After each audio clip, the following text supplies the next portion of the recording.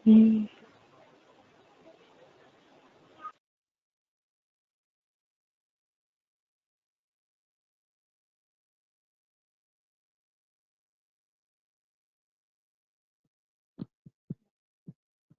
Pengaruh bersepeda pada kesehatan mental. Ya, ya.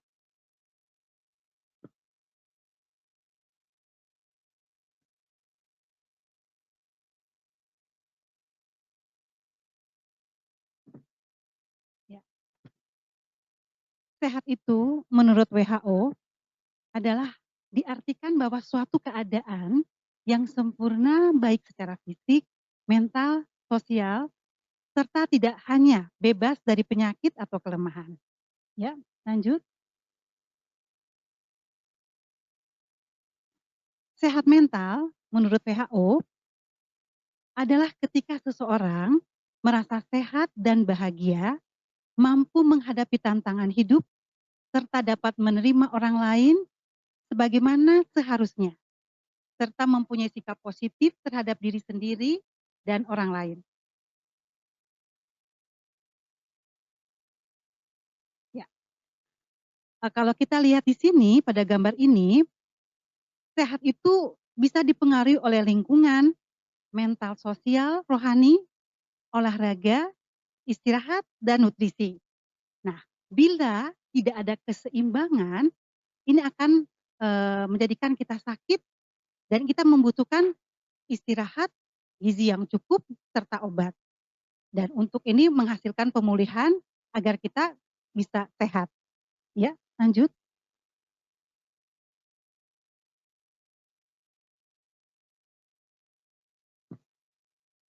Ya, hubungan olahraga dengan kesehatan mental. Dari hasil penelitian, diteliti bahwa rata-rata dalam sebulan peserta yang berolahraga memiliki 1,5 hari, sekitar 43%, lebih sedikit atau lebih rendah mengalami kesehatan mental yang buruk. Nah, kesehatan mental buruk yang di sini yang diperiksa apa aja? Misalnya dia merasa sedih, merasa cemas, susah tidur. Nah, ini dibandingkan dengan peserta yang tidak berolahraga, ternyata hasilnya lebih sedikit. Jika kalau orang yang tidak berolahraga dalam sebulan, ia akan merasakan kesehatan mental buruk itu sekitar 3 sampai 4 hari. Kemudian pada penelitian lain ya, di mana responden yang berpartisipasi dalam olahraga tim ini memiliki 22,3% lebih sedikit mengalami kesehatan mental yang buruk dari mereka yang tidak berolahraga. Nah, untuk olahraga bersepeda ini menempati peringkat kedua. Dia 21,6%, kemudian aerobik atau gym itu sekitar 20,1%, lari jogging 19%, olahraga rekreasi yoga golf itu sekitar 18,9%, olahraga air berenang yaitu sekitar 18%, jalan kaki sekitar 17,7%, dan pekerjaan rumah tangga 11,8%. Jadi kalau seseorang yang tidak bergerak ya, itu akan mengalami suatu kesehatan mental buruk yang lebih panjang. Ya. Nah, selain itu ada penelitian lain eh, dikatakan bahwa olahraga tim memiliki manfaat tambahan karena adanya suatu komponen sosial. Olahraga yoga, tai chi baik bagi kesehatan mental karena apa? Mendorong orang mengaplikasikan kesadaran penuh. Pada penelitian lain di Harvard, studi terpanjang hampir 80 tahun, ternyata rahasia orang bisa hidup lama karena apa? Terlibat dalam hidup bermasyarakat. Ya, lanjut. Nah, ini adalah gambaran efek olahraga terhadap otak. Yang pertama adalah meningkatkan memori. Ya, kalau kita lihat gambaran warna hipokampus ya di bagian otak itu adalah yang merespon sangat kuat terhadap kegiatan latihan aerobik. Nah, hipokampus ini merupakan inti dari pembelajaran dan memori dari sistem otak. Olahraga akan menstimulasi ya, merangsang sel-sel saraf dan meningkatkan jumlah neuron baru dan membantu kelangsungan hidup sel-sel yang baru. Sehingga dapat meningkatkan kemampuan mengingat baik dalam jangka pendek maupun dalam jangka panjang. Ya, lanjut. Selain itu, efek olahraga terhadap otak membantu meningkatkan konsentrasi. Berdasarkan penelitian di Belanda, waktu itu dicoba kepada anak-anak murid sekolah setelah dilakukan latihan aerobik ringan selama 20 menit sebelum mereka mulai belajar, ternyata didapatkan hasil konsentrasi yang meningkat secara signifikan. Dan selain itu, mereka juga lebih mudah mengabaikan gangguan dan mampu melakukan tugas-tugas yang bersamaan. Ya.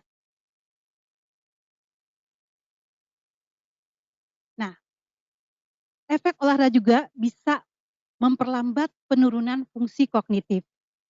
Jadi latihan selama 30 sampai 45 menit dengan berjalan cepat 3 kali seminggu dapat membantu menangkal timbulnya demensia. Karena kita tahu bahwa demensia ini adalah suatu penyakit degeneratif yang perkembangannya ini semakin hari semakin banyak. Nah, tidak hanya itu ya untuk latihan, juga untuk meningkatkan keseimbangan, koordinasi, dan kelincahan, serta memberi dampak positif yang besar pada struktur otak dan fungsi kognitif dari sekelompok orang ya. Ini usia lanjut yang diteliti di Jerman.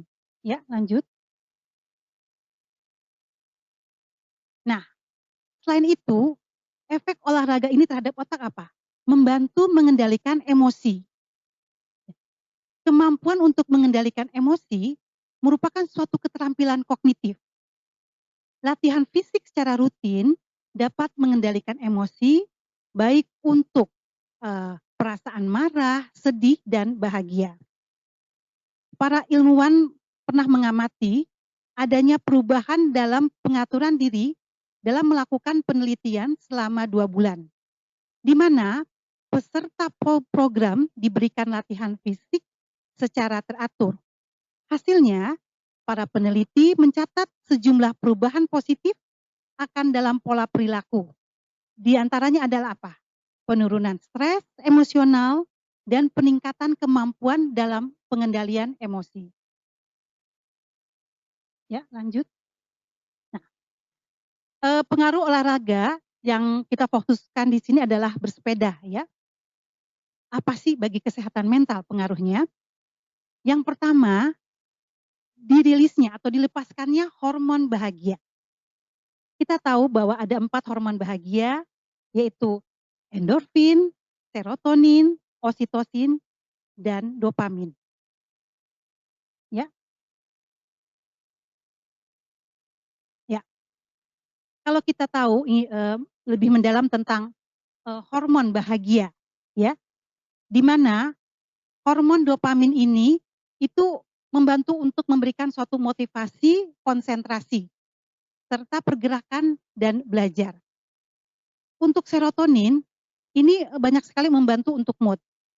Untuk pasien-pasien yang jarang berolahraga, di mana serotoninnya, kadar serotoninnya rendah, ini akan bisa mengakibatkan seseorang menjadi depresi, ya.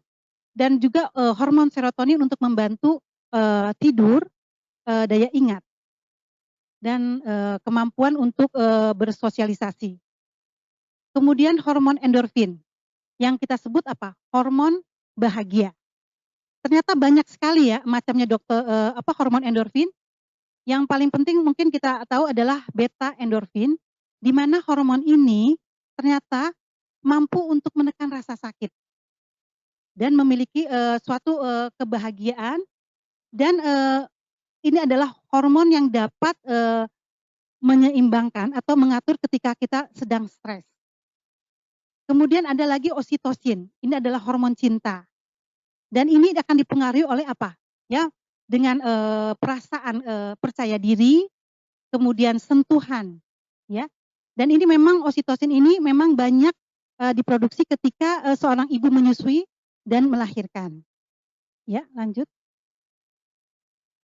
Ya, tadi dopamin ya berespon tadi untuk menggapai bagian dari hidup, ya. Oke, lanjut.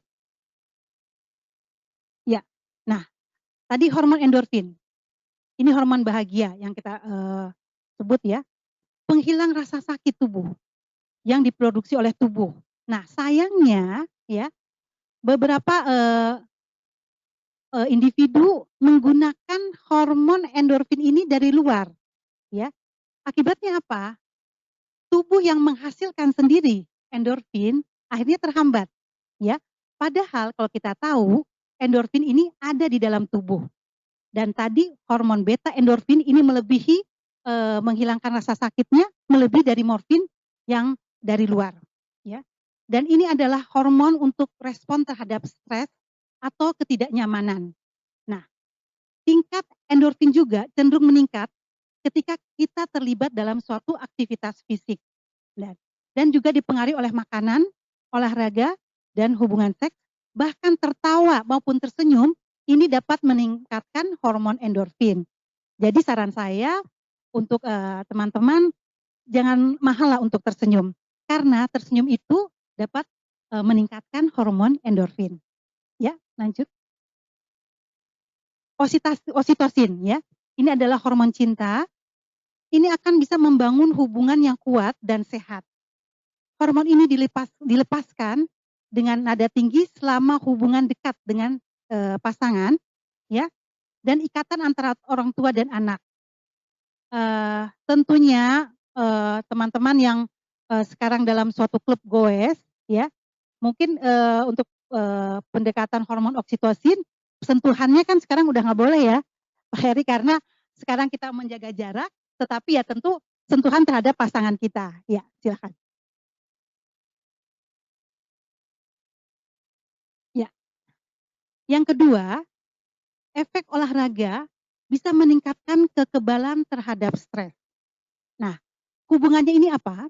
Ini dapat menurunkan kadar kortisol dalam darah. Jadi ketika kita stres, ini maksud stres di sini adalah hal yang negatif ya, suatu tekanan yang kita tidak bisa, apalagi kita tidak bisa beradaptasi, yang akan mengakibatkan kita mengalami suatu gangguan. Jadi ketika individu itu lambat untuk beradaptasi terhadap suatu stres, akan mengakibatkan suatu distres yang kita sebut penderitaan. Tapi apabila individu itu mampu menyesuaikan diri dengan stres, ini yang akan menjadi suatu eustress. Ini adalah stres yang positif, di mana individu itu akan menjadi suatu yang matang dalam hal kepribadian dan dalam menghadapi suatu masalah. Nah, kalau kita lihat, ya, stres saat ini adalah COVID-19.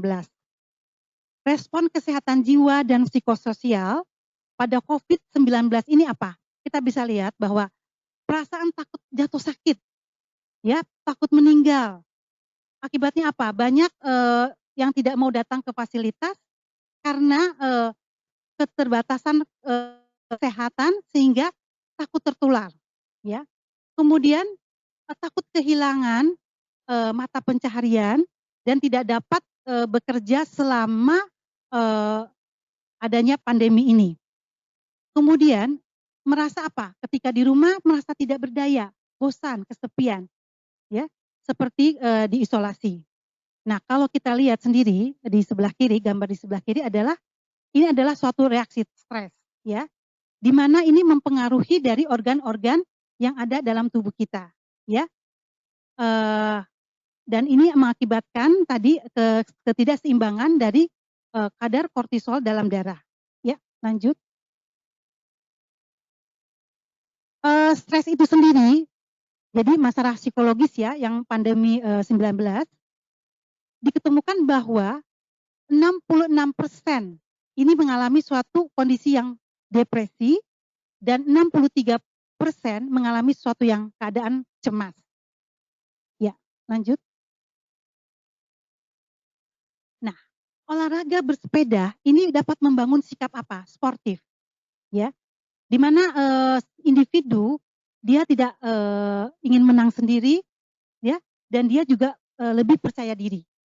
Kemudian juga membangun solidaritas ketika bersama-sama dengan teman-teman ya dalam bersepeda, Ini akan meningkatkan, membangun solidaritas. Dan yang tak kalah penting adalah disiplin.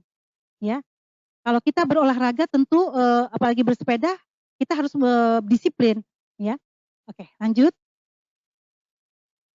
Nah, ini adalah suatu gambaran bahwa otak kita ini sebenarnya mencintai suatu senam ya, olahraga, gerak.